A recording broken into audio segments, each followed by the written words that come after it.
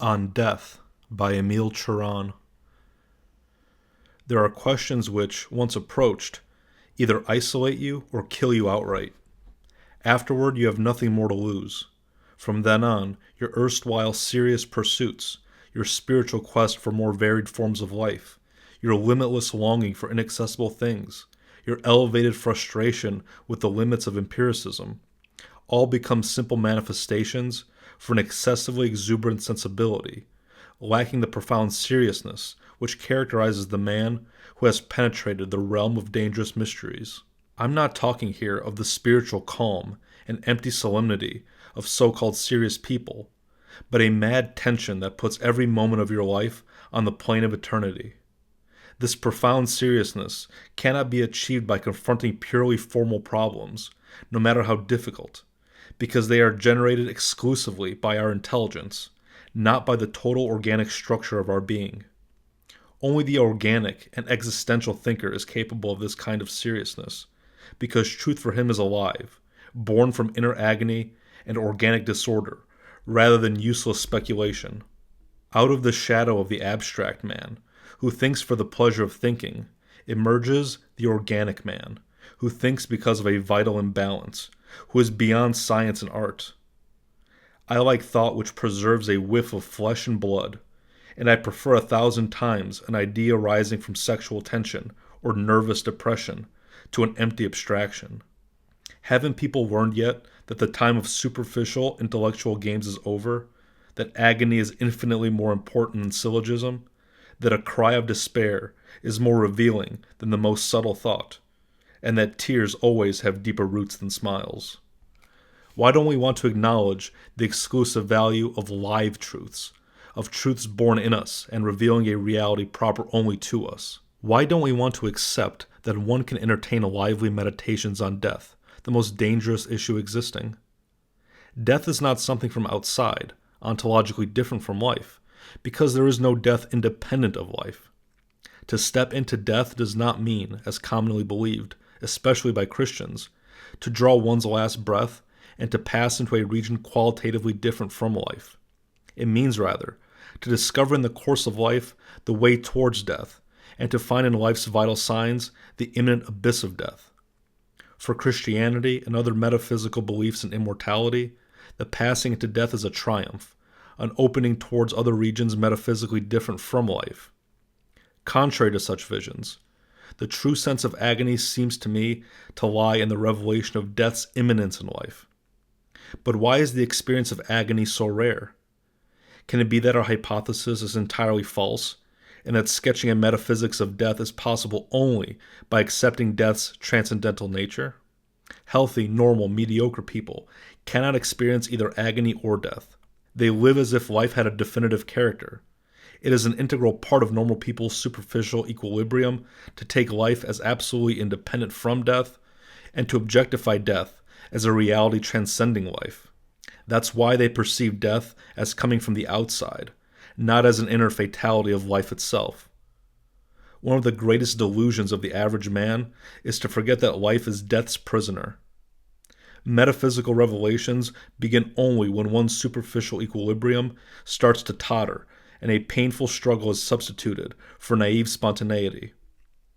The premonition of death is so rare in average people that one can practically say that it does not exist. The fact that the presentiment of death appears only when life is shaken to its foundations proves beyond doubt the imminence of death in life. An insight into these depths shows us how illusory the belief in life's integrity is, and how well-founded this belief is in a metaphysical substratum of demonism.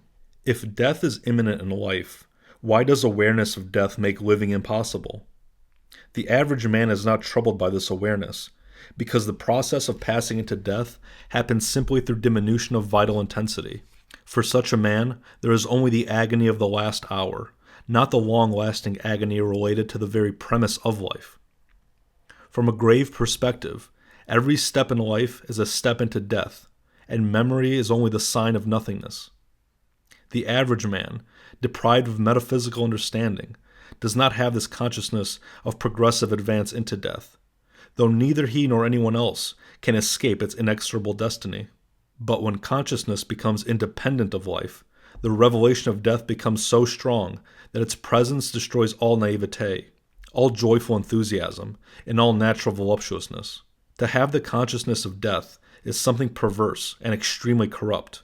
The naive poetry of life, its seductions and charms, appear empty of content.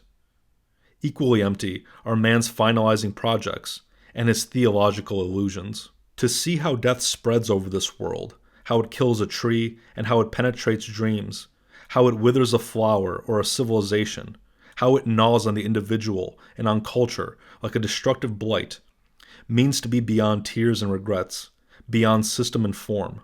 Whoever has not experienced the awful agony of death, rising and spreading like a surge of blood, like the choking grasp of a snake which provokes terrifying hallucinations, does not know the demonic character of life and the state of inner effervescence from which great transfigurations arise. Such a state of black drunkenness is a necessary prerequisite to understanding why one wishes the immediate end of this world.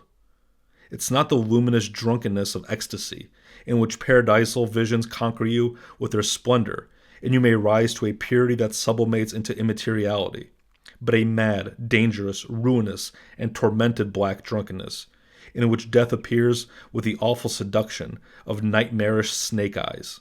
To experience such sensations and images means to be so close to the essence of reality that both life and death shed their illusions and attain within you their most dramatic form. An exalted agony combines life and death in a horrible maelstrom. A beastly Satanism borrows tears from voluptuousness. Life as a long agony on the road to death is nothing but another manifestation of life's demonical dialectics, in which forms are given birth only to be destroyed. The irrationality of life manifests itself in this overwhelming expansion of form and content, in this frenetic impulse to substitute new aspects for old ones, a substitution, however, without qualitative improvement. Happy the man who could abandon himself to this becoming and could absorb all the possibilities offered each moment, ignoring the agonizingly problematic evaluation which discovers in every moment an insurmountable relativity. Naivete is the only road to salvation, but for those who feel and conceive life as a long agony, the question of salvation is a simple one. There is no salvation on their road.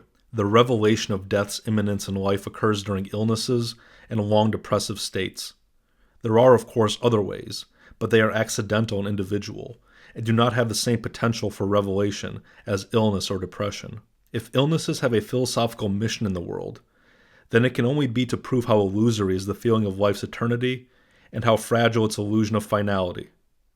In illness, death is always already in life.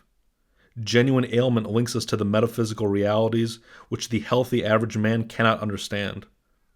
Young people talk of death as external to life, but when an illness hits them with full power, all the illusions and seductions of youth disappear.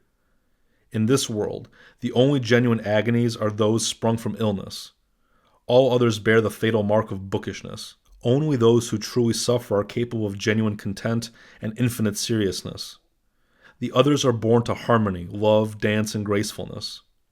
And there are many who would gladly give up metaphysical revelations, obtained through despair, agony, and death, in exchange for a naive love or the voluptuous unconsciousness of dance. And there are many who would renounce glory acquired through suffering for an anonymous, happy existence. All illnesses are heroic, but with a heroism of resistance, not of conquest.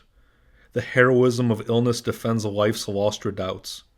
The losses are irrevocable not only for sick people, but also for those who suffer frequently from depressive fits.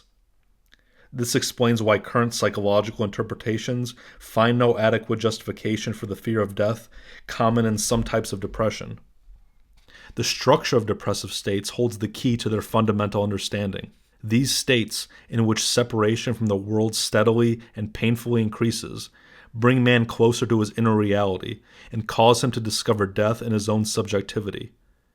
A growing interiority progresses towards the essential center of subjectivity, overcoming all social forms which usually mask it.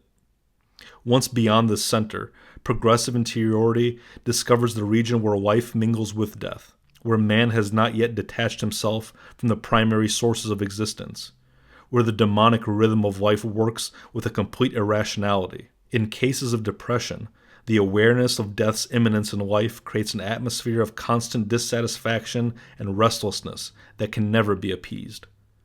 The presence of death in life introduces into one's existence an element of nothingness. One cannot conceive of death without nothingness, nor of life without a principle of negativity. The fear of death, which is nothing but the fear of nothingness into which death throws us, proves that death presupposes nothingness. The imminence of death in life is a sign of a final triumph of nothingness over life, thus showing that the presence of death has no other meaning than to open progressively the way towards nothingness. Even though belief in eternity is necessary as historical man's unique consolation, the catastrophic ending of this tragedy of life, and of man in particular, will demonstrate the illusion of such naive faith. The only fear is, in fact, the fear of death. Different kinds of fears are merely a manifestation of the same fundamental psychological reality in its various aspects. Those who try to eliminate the fear of death through artificial reasoning are totally mistaken, because it is impossible to cancel an organic feeling by way of abstract constructs. Whoever seriously considers the question of death must be afraid. Even those who believe in eternity do so because they are afraid of death. There is in their faith a painful effort to save, even without an absolute certitude, the world of values in which they live and to which they contribute. An effort to defeat the nothingness inherent in the temporal and to attain the universal in eternity. Death met without religious faith leaves nothing standing. Universal category and form becomes illusory and irrelevant when confronted with the irreversible annihilation of death. Never will form and category grasp the intimate meanings of life and death. Could idealism and rationalism counteract death? Not at all. Yet other philosophies and doctrines say almost nothing about death. The only valid attitude is absolute silence, or a cry of despair. Some people maintain that the fear of death does not have a deeper justification, because as long as there is an I, there is no death, and once dead, there is no I any longer. These people have forgotten about the very strange phenomenon of gradual agony. What comfort does this artificial distinction between the I and death offer a man who has such a strong premonition of death? What meaning can a logical argument or subtle thought have for someone deeply imbued with a feeling of the irrevocable? All attempts to bring existential questions onto a logical plane are null and void. Philosophers are too proud to confess their fear of death, and too supercilious to acknowledge the spiritual fecundity of illness. Their reflections on death exhibit a hypocritical serenity. In fact, they tremble with fear more than anyone else. One should not forget that philosophy is the art of masking inner torments. The feeling for the irreversible and the irrevocable, which always accompanies the awareness of agony, can achieve a painful acceptance mixed with fear, but there is no such thing as love or sympathy for death. The art of dying cannot be learned, because there is no technique, there are no rules. The irrevocability of agony is experienced by each individual alone, through infinite and intense suffering. Most people are unaware of the slow agony within themselves. For them, there is only one kind of agony, the one immediately preceding the fall into absolute nothingness. Only such moments of agony bring important existential revelations into consciousness. That is why they expect everything from the end, instead of trying to grasp the meaning of slow, revelatory agony. The end will reveal too little, and they will die as ignorant as they have lived. Since agony unfolds in time, temporality is a condition not only for creativity, but also for death, for the dramatic phenomenon of dying.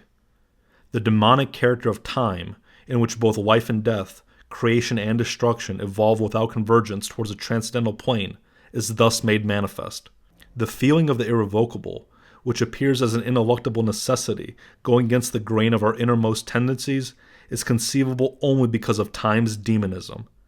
The conviction that you cannot escape an implacable fate, and that time will do nothing but unfold the dramatic process of destruction, is an expression of irrevocable agony. Isn't nothingness, then, salvation? How can there be salvation in nothingness? If salvation is nearly impossible through existence, how could it be possible through the complete absence of existence? Since there is no salvation either in existence or in nothingness, let this world, with its eternal laws, be smashed to pieces.